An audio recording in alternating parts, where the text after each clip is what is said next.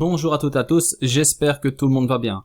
Je vais vous partager une analyse d'XRP contre le dollar et le Bitcoin. Aussi, je vais vous partager quelques graphes du Bitcoin en fin de vidéo.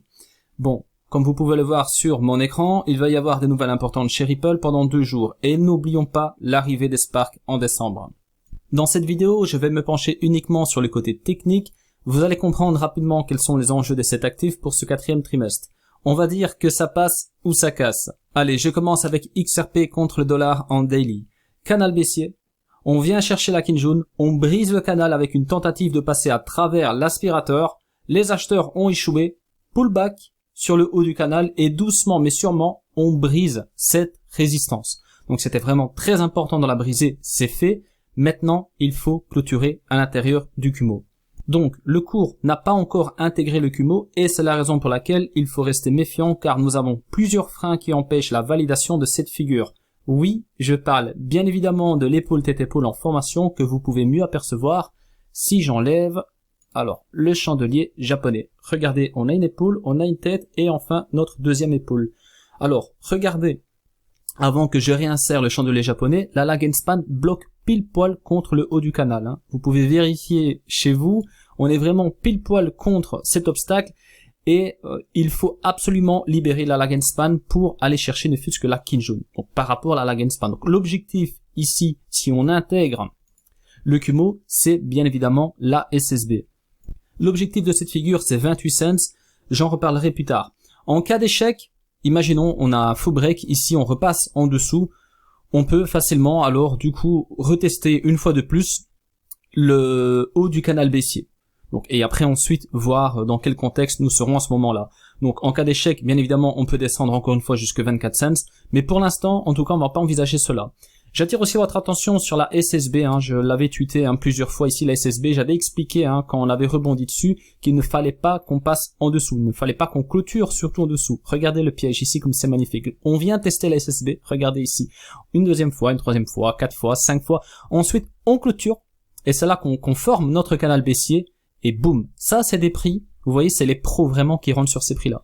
C'est vraiment très délicat là, tout le monde a peur et c'est pourtant à ce moment-là qu'il faut investir. Ça, c'est un faux break. Alors du coup, on a notre tête, ensuite on forme une deuxième épaule, c'est parti, on break le canal baissier. Alors, c'est vrai que par rapport à Ethereum, on a une impulsion moins forte, on a 1, 2, 3, 4, 5, 6, 7 bougies vertes, bleues sur mon graphique, mais c'est vrai que c'est pas très fort par rapport à d'autres actifs comme Ethereum. Bon, on a quelques obstacles, comme je vous ai cité la lag and span contre le haut du canal baissier. Ensuite, il y aura la Kijun, mais l'objectif, n'oubliez pas, en tout cas l'objectif intermédiaire par rapport à la validation de la figure, c'est la SSB. En hebdomadaire, regardez cette figure. Il y a une résistance qui a été travaillée depuis plus de 2 ans, vous pouvez aller en arrière, regardez, on l'a travaillé à maintes reprises, bien évidemment, je parle des 30 cents. Mais si on se penche sur cette figure, le cours glisse pour aller chercher un plus bas à 11 cents en mars dernier. Depuis mars, le cours ne fait que monter et on est venu tester 1, 2, 3, allez on va dire 5 fois la fameuse résistance de 30 cents. La différence cette fois-ci est que le cours est rentré dans le Kumo. Ça c'est une première, vous pouvez contrôler, c'est vraiment une première qu'on soit rentré dans le Kumo. Bon, vous regarderez chez vous car moi j'ai vraiment zoomé pour attirer votre attention sur le contexte qu'on a ici depuis juillet 2019. Mais voilà, donc à la différence des autres tentatives, c'est qu'ici on est à l'intérieur du nuage. Donc maintenant que nous sommes à l'intérieur du Kumo, d'un côté nous avons la résistance à 30 cents et de l'autre cet oblique que vous voyez ici. Donc ça passe ou ça casse. La lag and span, regardez, la lag and span elle a su passer à travers le chandelier, Tenkan, qui est jaune, ok tout va bien, et maintenant elle y glisse elle aussi, mais elle reste au-dessus, la Tenkan et la Kijun. Donc la lag and span aura bien évidemment un obstacle, il s'agit de la SSA ici. On est encore bien loin, n'oubliez pas que chaque bougie représente une semaine, donc pour l'instant la lag and span elle a pas mal de liberté, regardez, donc on peut évoluer ici dans le nuage, et on peut bien évidemment toucher encore une fois cet oblique. Donc oui, ça passe ou ça casse. Car si ça passe, imaginons on vient tester la SSB, on clôture sous les 30 cents, ensuite on brise cette résistance. Donc là c'est super, on va vraiment avoir un signal très fort sur de l'hebdomadaire. Par contre dans le sens inverse, si on perd cet oblique et qu'on passe en dessous du nuage, le contexte sera vraiment très négatif. Alors là, quand je vous dis très négatif, c'est vraiment le cas. Donc il faudra vraiment attendre de gros signaux pour de nouveau être bullish sur XRP en hebdomadaire. Donc pour l'instant, encore une fois, on est ici, on arrive tout doucement donc sur le bout de l'angle, si je peux dire ça comme ça. Regardez au niveau des dates, on va dire que ici on serait déjà donc en fin novembre 2020. Donc là quelque part, donc déjà on est en fin décembre 2020.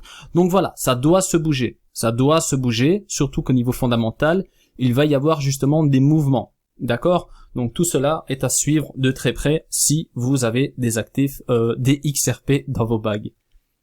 Le 14 jours est très propre aussi sur XRP. Regardez, le cours a testé plusieurs fois la Kijun et nous avons eu plusieurs alertes Tenkan. Mais ici, regardez bien, on est passé pour la première fois au-dessus de la Kijun. C'est très propre car on clôture ici au-dessus et on bloque pile poil donc contre cette résistance qui est travaillée aussi depuis, on va dire, décembre 2018, c'est quand même pas rien. Ensuite, on reteste parfaitement la Kijun, on tient la Kijun, encore une fois ici, et là, on vient chercher la Tenkan. Donc ça, c'est vraiment parfait, car on a notre break, on a notre pullback. Alors, encore les 28 cents. L'objectif haussier est bien évidemment de clôturer au-dessus de cette résistance et d'intégrer, là aussi, le Kumo, tout en gardant notre Kijun. Si on perd la Kijun, le cours peut redescendre facilement sur une épaule, c'est-à-dire 17 cents, 20 cents, enfin sous les 20 cents. D'accord? Donc pour l'instant, sur le 14 jours, on a vraiment un obstacle de taille, c'est les 28 cents également. Donc chaque bougie va compter. Si on a une bougie qui clôture au-dessus 28 cents et qu'on intègre le Kumo, ce sera positif sur du 14 jours. Même si j'ai envie que ça monte, je suis obligé de rester objectif et c'est la raison pour laquelle je vous dis franchement que le mensuel n'est pas très beau. Allez, je vous explique. On travaille un support pendant de nombreux mois. Je parle de celui-ci. À la base, c'était une résistance et ensuite, il s'est converti en support. On le brise. Ici, on accumule entre 17 cents et, on va dire, 26 cents. On a ici une confirmation mensuelle en août 2020 et le mois de septembre nous fait replonger dans ce range. Du coup, je ne peux pas à ce stade vous dire que nous avons une confirmation mensuelle car pour l'instant, nous avons juste ici un faux break. D'ailleurs, regardez le RSI comme il est très propre. Ici, même chose. On a donc un niveau 55.64, on le brise, on vient le retester, tac, tac, on vient chercher un autre niveau qu'on n'a pas pu franchir, donc je parle du niveau 45.30. Donc on est dans un range RSI depuis mai 2018. Et là, regardez, nous n'avons pas eu encore de confirmation. Donc, le RSI va nous donner, lui aussi, quelque part, le feu vert si on arrive à avoir cette courbe au-dessus 55.64. Donc, apparemment, ça ne va pas suffire car on a eu un faux break et ça, c'est très négatif. Souvent, quand on a un faux break ainsi, c'est vraiment négatif. Donc, voilà. Après, on peut très bien réintégrer cette zone et je l'espère. Et d'ailleurs, on a des contextes assez intéressants sur d'autres unités de temps, mais voilà, ça c'est vraiment négatif et je tenais à le souligner. Donc, si vous voulez avoir les probabilités avec vous, le RSI va pouvoir vous les augmenter si on passe au-dessus 55.64. Je suis toujours sur XRP, mais contre le Bitcoin. En journalier, je surveille qu'une seule chose car je suis plus investisseur que trader sur cet actif. Il s'agit de la résistance de 2819 Satoshi. Tant que nous ne l'avons pas brisé, on ne pourra pas intégrer le Kumo en hebdomadaire. Donc regardez, ici j'ai enlevé Ishimoku en daily et je vous ai juste affiché Ishimoku en hebdomadaire. Donc ici, très bien par rapport à la Kijun. Par contre, on n'a pas pu passer cette résistance. Regardez, cette résistance, elle est vraiment très importante. Il va falloir donc en plus, ici, regardez, c'est même une frontière. La frontière donc pour atteindre le Kumo en weekly. Donc il faudra absolument franchir ce niveau pour avoir on va dire des probabilités haussières contre le Bitcoin en daily. En hebdomadaire, on est toujours à l'intérieur du canal baissier. Regardez la lag and span comme elle est magnifique. La lag and span tient compte uniquement des clôtures. Elle vient ici donc contre le canal. Bon, le canal n'existait pas encore à ce moment-là, mais regardez ici. Boum, ça bloque. Boum, on a beau avoir eu une mèche ici, regardez, on clôture parfaitement ici, donc pour la lag and span. Donc ça c'est vraiment parfait, on a un support en béton ici, donc plus ou moins 1921 Satoshi. Et on a besoin, donc, ok, on a gagné la Kinjun ici, hein, et regardez, la Kinjun, ça faisait déjà un bon moment qu'on n'était plus au-dessus, hein, novembre 2018, on va dire mars plutôt 2019 quand on l'a perdu. Et là, on l'a regagné. Donc ça, c'est un signal très intéressant. Bon, on a un retracement malgré tout. On a une belle impulsion ici, mais un retracement ici. Et il va falloir donc, pour être vraiment haussier en hebdomadaire contre le Bitcoin, il va falloir forcément franchir Tenkan ici, le canal baissier, bien évidemment. Et ensuite, là, regardez, le Kumo est pas très épais. Donc il va falloir passer au travers d'un coup. La Lagenspan, elle par contre a beaucoup d'obstacles. Elle est à l'intérieur du canal baissier très bien, mais elle a le chandelier, Tenkan, Kinjun, et elle a le haut du canal baissier. Donc voilà, en hebdomadaire, avant d'être très bullish contre le Bitcoin, il nous faut quand même pas mal de confirmation. Donc encore un peu de patience, on va dire, tant qu'on est dans ce contexte, ou plutôt à l'intérieur du canal baissier. Alors, je vous ai partagé ce graphique en été et je vous ai expliqué qu'il était possible que nous reproduisions le même schéma, mais que pour cela, il fallait attendre de casser la résistance de 2370 Satoshi. Donc, souvenez-vous, hein, on a donc un contexte baissier ici, hein, donc grosse impulsion haussière d'XRP. On travaille, on essaye de trouver notre support, on pense qu'on l'a ici, mais en fait, c'est celui-ci. On le travaille, on le perd, donc là, c'est le désespoir. Tout le monde a peur et c'est pourtant là qu'il faut investir et boum. Donc même chose ici, on cherche notre support, on pense qu'il est ici, non, on le trouve, il est ici par rapport donc à ce niveau clé ici et d'autres.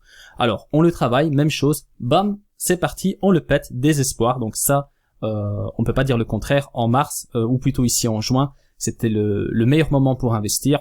Même chose en juillet. Donc là où tout le monde était dans le désespoir, c'était vraiment le meilleur moment pour investir, en tout cas sur XRP et bien d'autres actifs d'ailleurs. Donc là, même chose, il va falloir qu'on ait une confirmation. Ici, on l'a eu d'un coup, on peut pas dire que ça s'est fait en douceur. Donc là, on va dire que pour l'instant, nous n'avons rien. On a besoin vraiment de passer au-dessus de ce canal baissier qui n'est pas très pertinent. C'est plus cette résistance qu'il va falloir donc briser, 2370 Satoshi. Si nous la brisons, je serai le premier à vous dire, ça y est, nous avons un gros signal haussier contre le Bitcoin en mensuel, et ça, ce n'est pas rien. Sur les RSI, regardez, on a un niveau, donc 45.07, un niveau bien identifié ici, on perd, donc on passe en dessous de ce niveau avant de trouver notre support. Alors, ce qui est intéressant, c'est qu'on peut se dire que si la courbe passe au-dessus du niveau 47.07, on aurait déjà une grosse alerte, en tout cas sur l'oscillateur RSI. Et si nous avons les deux, c'est bingo. Je vous l'ai promis, je vais vous partager quelques graphiques du Bitcoin en mode très court. Alors, regardez, on a un range ici, on passe sous ce support, on accumule, on a un autre range, et là, on est passé donc le 10 octobre au-dessus de ce range. Donc, on a un signal haussier en daily. Si j'ajoute Ishimoku, on a un gros frein, c'est la Lagenspan encore une fois, ici contre la SSA. Donc, très intéressant. Si maintenant on arrive à passer au-dessus de la SSA, on aurait donc la confirmation de la Lagenspan en daily, et ça, c'est très agréable aussi si vous êtes, en tout cas, si vous êtes tout simplement bullish sur le Bitcoin.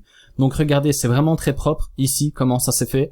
Et donc voilà, je pense que on a aussi encore cette figure hein, qui est dans le collimateur. Souvenez-vous, je vous l'ai partagé, c'était mi-août. Voilà, elle est toujours là, je ne l'ai pas encore effacée. Donc on a bien sûr un œil sur la Lagenspan qui est ici, donc sur le haut du Kumo en bleu. Et donc tant qu'on tient cette oblique, regardez, hein, il faut le dire, hein, depuis le mois de mai, on a beau avoir des retracements, on est toujours dans un contexte haussier car les bas sont de plus en plus hauts, on monte.